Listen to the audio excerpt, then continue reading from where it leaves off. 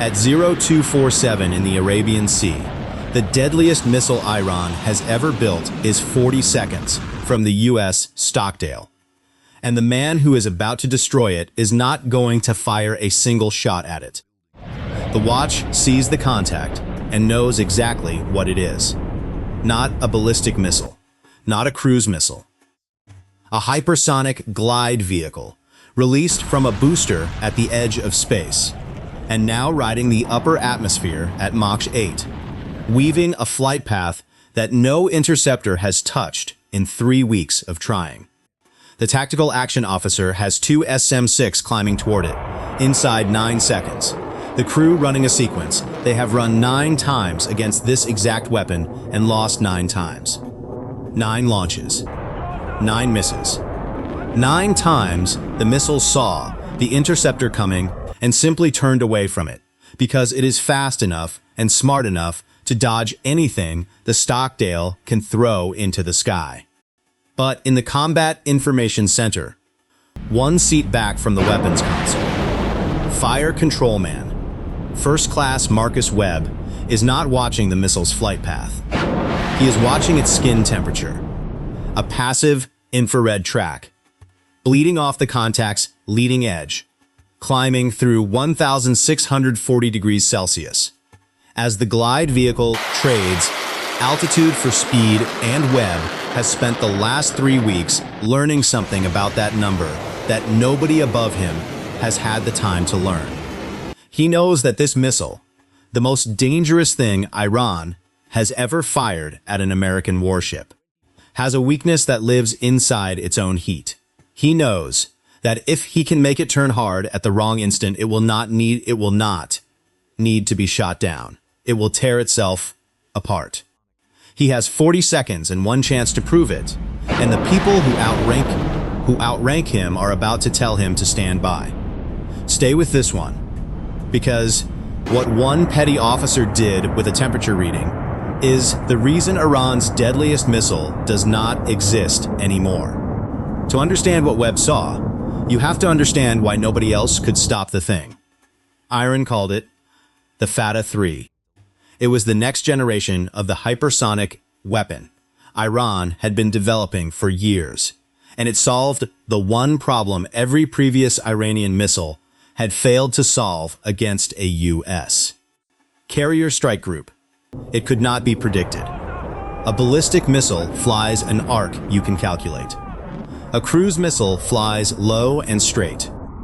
But a hypersonic glide vehicle flies like nothing else in the sky released high. It glides down through the upper atmosphere at Mach 8, generating its own aerodynamic lift, free to weave, climb, and bank across hundreds of kilometers on a path that changes faster than any fire control computer can rebuild a solution for it. And the Fatah 3 did something worse than weave. It watched. Its seeker tracked incoming interceptors in real time, and the moment an SM-6 committed to an intercept point, the glide vehicle turned away from it a hard, evasive bank that put it somewhere the interceptor's solution no longer covered. The Stockdale had fired 18 SM-6 at this weapon across 9 launches in 3 weeks. Every single one had detonated in empty sky where the missile used to be. The Aegis system was not failing. The interceptors were not failing. The missile was simply faster at deciding than the Navy was at shooting. Every assessment said the same thing. You cannot intercept a target that dodges the interceptor. The geometry does not close. The missile wins the turn every time. What none of the assessments accounted for, what no one on the decision floor had time to account for, is that a missile that wins every turn is a missile that is always, on every engagement, choosing to turn. And every turn costs something. Webb was the only person on the ship who had been counting what it cost. Marcus Webb had been a fire control man for 6 years, but he had spent 4 years before that as an aviation structural mechanic, working airframes on the flight deck. And that was the thing that made him different from every Aegis operator on the Stockdale. The watchstanders around him saw the Fata 3 as a track, a contact, a vector, a fire control problem. Webb saw it as an airframe. And he knew something about airframes that fire control school does not teach. They are not equally strong at all temperatures. Every material loses strength as it heats. A composite and alloy airframe that can survive an 8G turn cold cannot survive an 8G turn when its skin is glowing at 1,600 degrees. The hotter the structure, the less load it can take before it fails. Webb had known this in his bones since he was 20 years old patching heat. Stressed panels on the flight deck. And 3 weeks ago, watching the Fata 3 dodge its first SM-6, he had asked himself a question nobody else on the watch floor was positioned to ask. Not how fast does it turn? How hot is it when it turns, and how hard can it turn before its own structure can't take it? So he started logging. Every engagement, he pulled the passive infrared track and the radar maneuver track side by side. And he built something the Aegis system did not have. A curve. On one axis, the missile's skin temperature. On the other, the hardest turn it executed at that temperature. 9 launches, 18 evasive maneuvers, 18 data points. And the data points formed a line. The hotter the Fata 3 got, the gentler its evasive turns became. At walting 200 degrees, it would bank at 7G to dodge an interceptor. At 1,500 degrees, it dodged at 5. At 1,640 degrees, the temperature it reached at the bottom of its glide. In the final 40 seconds of approach, the hardest turn it had ever executed was 3.1 G. Not because it could not turn harder. Because its guidance computer knew that turning harder than that, at that temperature, would exceed what the airframe could survive. The missile was not just dodging. It was protecting itself. Iran had built a weapon smart enough to know its own breaking point and stay just inside it. Webb had the breaking point. What he did not have at 0247 this morning was a way to make the missile cross it. He needed to force the Fata 3 to choose between taking a hit and making a turn. Its own structure could not survive. And he needed someone to let him do it before the 10th missile reached the hull. Here is the thing the Iranian engineers got brilliantly right, and the one thing they did not account for.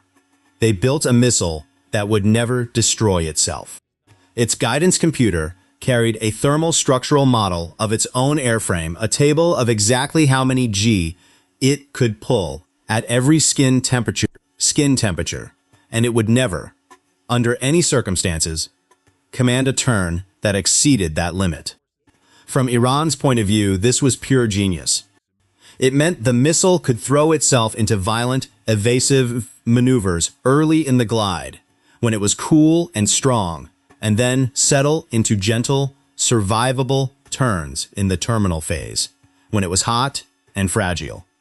The missile always knew how hard it could turn, and it always turned exactly that hard, and no harder. It would dodge anything, but it would never break itself doing it. What the engineers did not account for was that a missile that refuses to exceed its structural limit is a missile that can be trapped by its own caution. Because the Fata 3 always chose the survivable turn. Its behavior was no longer unpredictable. It was the opposite. In the terminal phase, at 1,640 degrees, Webb knew the exact maximum angle it would bank to avoid an interceptor 3.1 G, and not a fraction more. And that meant Webb could calculate in advance exactly how far the missile could move to either side in the final seconds of its approach. The dodge that had beaten 18 SM-6 was no longer a mystery. It was a number, and a dodge you can predict is a dodge you can corner. Webb's idea was not to shoot the missile. It was to present it with 2 interceptors from 2 bearings timed. So they arrived at the same instant, bracketing the missile, so that the only evasive path left The only direction it could turn to avoid both required a bank harder than 3.1 G at peak temperature. The missile's own guidance would face an impossible choice. Take the hit or pull a turn. Its airframe could not survive. And Webb already knew which one it would choose, because he had watched it choose survival 18 times. It would refuse the lethal turn. It would try to thread a gentler path between the two interceptors, and the gentler path did not exist. The bracket would close on it before it could turn far enough to escape. It would not be shot down. It would be forced to either fly into a warhead or break its own back, trying not to. Either way, the Fatah 3 was finished if Webb could get the geometry and the timing exactly right, and if someone would let him fire 2 interceptors at a target. Everyone else had already given up on hitting. If you want to see whether the Navy actually let an enlisted radar tech override 3 weeks of failed doctrine in the last 40 seconds before impact, and you should, because what happens next is the part they will teach in fire control school for the next 20 years. Take 3 seconds right now and hit subscribe. Now stay with me, because this is where it gets impossible. At 0247 and 31 seconds, Webb keyed the internal circuit to the Tactical Action Officer's console, 2 seats away. He reported that he had a structural firing solution on the inbound. He reported that the Fatah 3 would not exceed 3.1 G in its current thermal state, that he could prove it from 9 launches of data, and that a 2 interceptor bracket on specific bearings would corner the missile inside a turn. Radius. Its airframe could not survive. He reported that they did not have to hit the missile. They had to make it choose between a warhead and a turn that would tear it apart. The Tactical Action Officer, Lieutenant Commander Donna Reyes, had 2 SM-6 already climbing on a standard intercept and 36 seconds on the clock. She told Webb his assessment had been logged and asked him to stand by. Webb did not argue. He logged the time and kept refining his geometry, because he already knew the 2 SM-6 in the air were going to miss, and he wanted the bracket solution ready the instant they did. At 0248 and 4 seconds, the first SM-6 reached its intercept point. The Fatah 3, at 1,610 degrees, banked away at 4.2 G, exactly what Webb's curve predicted for that temperature, and the interceptor detonated in empty sky. At 0248 and 9 seconds, the second SM-6 reached its point. The missile banked again, 3.8 G, and the second interceptor found nothing. 20 SM-6 expended in 3 weeks. 20 misses. 28 seconds to impact. Webb got back on the circuit. He told Reyes both SM-6 had missed exactly where his curve said they would, that the missile's evasive turns were tracking his thermal model to within 1/10 of a G, and that he had a bracket solution that did not depend on hitting the missile at all. It depended on the missile refusing to break itself, which it had now done 20 times in a row. He told her he needed 2 interceptors on the bearings he was about to send, fired together in the next 8 seconds. Reyes looked at her display. 2 SM-6 left in the forward cells. A target that had defeated 20 interceptors, and a fire control man, asking to spend the ship's last 2 missiles on a theory about heat. She told Webb she was escalating to the strike group commander, and asked him to stand by. Rear Admiral Thomas Hale took the call in the flag spaces, aboard the carrier Carl Vinson at 0248 and 19 seconds. He had 11 seconds of Reyes' summary, and a decision that did not fit in 11 seconds. A petty officer, not a watch officer, not a weapons officer, a radar technician. 1 seat back from the console, wanted to fire the Stockdale's last 2 SM-6, not at the missile, but at 2 empty points in the sky on either side of it, on the theory that the missile would rather not turn than turn hard enough to escape. If Webb was right, the most dangerous weapon Iran had ever fielded came apart in the next 20 seconds. If Webb was wrong, the Stockdale spent its last interceptors on empty air and took a MASH 8 warhead amidships with nothing left to stop it. And Hale knew the number that mattered. 20 interceptors, 3 weeks, 0 hits. Whatever doctrine was supposed to stop this missile had already failed 20 times. And it was going to fail a 21st time in the next 18 seconds if nobody did something different. He did not have time to study the curve. He had time for one question, relayed through re-eyes to Webb. How sure are you? Webb's answer came back in one sentence. The missile has refused the lethal. Turn 20 times out of 20, and the bracket leaves it no survivable path. So the only way I am wrong is if Iran would rather destroy its own missile than let it miss, and they built it specifically, so it never would. Hale authorized the shot at 0248 and 24 seconds. The two SM-6 left the forward cells at 0248 and 26 seconds.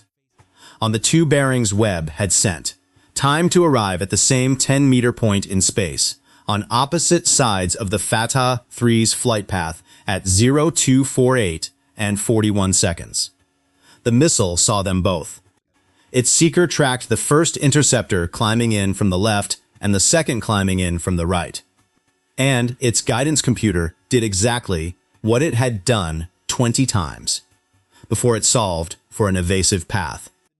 But this time the solution it wanted did not exist. To dodge the left interceptor, it had to bank right. To dodge the right interceptor, it had to bank left. To thread the gap between them, on the gentle turn its thermal limit allowed, it would have to fly straight through the point where both warheads were about to be. And the only path that cleared both interceptors required a turn of 6.4 G at 1,640 degrees, with its skin at the hottest and weakest it would be in the entire flight. For 2 seconds, the Fatah 3's guidance computer held to the rule its engineers had given it. It refused the 6.4 G turn. It tried to thread the gentle path. And the bracket closed the left interceptor, detonating at the edge of its envelope, close enough that the missile's own logic finally overrode the thermal limit and commanded the hard turn anyway. The turn it had spent its entire existence avoiding, 6.4 G at peak temperature. The airframe did exactly what Webb's curve said it would. At 0248 and 41 seconds, 22 kilometers from the Stockdale, the Fatah 3 came apart in the air. Not a warhead detonation. Not a clean interceptor kill. A structural failure, the glide vehicle's superheated airframe, exceeding its load limit, and collapsing under its own evasive turn, breaking into a tumbling debris field that lost all aerodynamic control, and fell out of the sky in pieces. The deadliest missile Iran had ever built was destroyed by the one maneuver. Its own designers had engineered it never to make. It was not shot down. It was cornered into tearing itself apart. Debris hit the Arabian Sea 21 kilometers from the Stockdale's hull. Nothing reached the ship. For the first time in 3 weeks, a Fatah 3 launch ended with no missile and no impact, and with 2 interceptors that had never even tried to hit the target. In the flag spaces aboard the Carl Vinson, Rear Admiral Hale watched the contact break into a debris track and stood still for 4 seconds. Then he did the thing the brilliance of Webb's solution had just made possible. Because Webb had not just destroyed one missile. He had handed the entire strike group the rule that defeated all of them. Every Fatah 3 in Iran's inventory carried the same thermal structural limit, the same SAM guidance logic that would always refuse the lethal turn, which meant every Fatah 3 could be cornered the same way by any ship that knew the curve. The weapon that had beaten 20 interceptors in 3 weeks had just become the weapon that broke itself on command. Webb transmitted his complete thermal G model to every air defense ship in the theater. At 0250, the temperature curve, the maximum survivable turn at each thermal state, the bracket geometry that forced the collapse. Within minutes, every Aegis ship in the Arabian Sea carried the solution to a weapon that, 90 minutes earlier, had been considered uninterceptable. And then came the part the title promised. The Fatah 3 launches had all originated from a single coastal complex, a hardened facility on the Iranian coast that housed the boosters, the launch rails, and the engineering team that had spent years building the thermal structural model Webb had just turned into a death sentence. The Carl Vincen's air wing had been holding since the engagement. At 0312, a strike package of FA-18s, supported by Tomahawks from the Stockdale's aft cells, hit the complex in a single coordinated wave: the launch rails, the booster storage, the engineering spaces where 4 years of hypersonic development lived on hard drives that had never been backed up off-site. Because the program was too secret to copy. The facility ceased to exist between 0314 and 0314 and 40 seconds. Iran did not just lose a missile in the Arabian Sea that night. It lost the only weapon that had ever beaten an American carrier strike group's defenses, and the means to build another one inside half an hour of the moment a fire control man first class proved. It could be made to break itself. Rear Admiral Hale picked up the circuit to the Stockdale's Combat Information Center at 0330. Webb looked at his curve. 9 launches. 18 data points before tonight, 20 after. The line he had drawn 3 weeks ago that said, the deadliest missile in the Arabian Sea had a breaking point hidden inside its own caution. The assessment he had logged, and that had been, for 3 weeks, logged and noted by everyone who had time only for the missile and not for its temperature. The Admiral asked him how long he had known the missile could be made to destroy itself. Webb told him since the 3rd launch. 3 weeks. He told him he had logged the thermal G hypothesis after the 6th.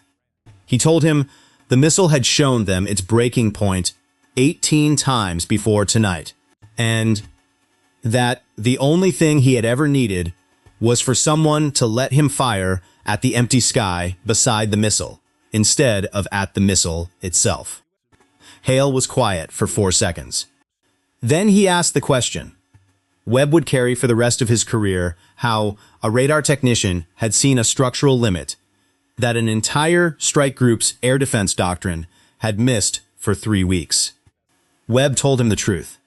He had not seen it as a fire control man. He had seen it as a structural mechanic. Everyone else on the watch floor had looked at the Fatah 3 and seen a missile. He had looked at it and seen an airframe and an airframe. He said, "We'll always tell you where it breaks, if you are willing to watch how hot it is when it turns." Here is the question I want in the comments, and I read them. Was this won by the admiral who authorized the impossible shot, or by the petty officer who spent 3 weeks plotting a temperature curve that nobody asked him to build? Type Admiral or Webb. The lesson Tehran took home from the Arabian Sea that night was the one it least wanted to learn. Iran had built a missile brilliant enough to know its own breaking point, and disciplined enough to never cross it. And that discipline was the flaw. A weapon that always protects itself is a weapon whose every move can be predicted. And a weapon whose every move can be predicted can be cornered into the one move it swore it would never make. The Fatah 3 was not beaten by a better interceptor. It was beaten by a man who understood that the missile's greatest strength, its refusal to break itself, was the exact lever you needed to break it. by 0500. Every air defense ship in the theater carried Webb's curve. Every future Fatah 3 launch now flew toward an enemy that knew, to a tenth of a G, exactly how hard it could turn, and exactly how to take that turn away from it. The weapon Iran had spent 4 years building to be uninterceptable had become, in a single night, the most predictable thing in the sky. In the Combat Information Center, Webb wrote his engagement log in 2 sentences. Fatah 3 thermal structural limit confirmed across 9 launches. Terminal skin temperature, 1,640 degrees. Maximum survivable load, 3.1 G. Target cornered by 2 interceptor bracket at 0248 and 41 seconds. Airframe collapsed under forced 6.4 G evasive turn. He did not write down that he had logged the hypothesis 3 weeks earlier and been told to stand by twice tonight. He did not need to. The curve was in the log, and the log had dates on it, and the first date was 3 weeks before the missile tore itself apart. The U.S. Navy did not win the Arabian Sea that night by building a faster interceptor. It won it by understanding the enemy's weapon better than the people who built it. And the most dangerous person on the most powerful strike group in the world was not the admiral who gave the order to fire. It was the fire control man who looked at the deadliest missile Iran ever made and saw, in the heat coming off its skin, the precise number at which it would break.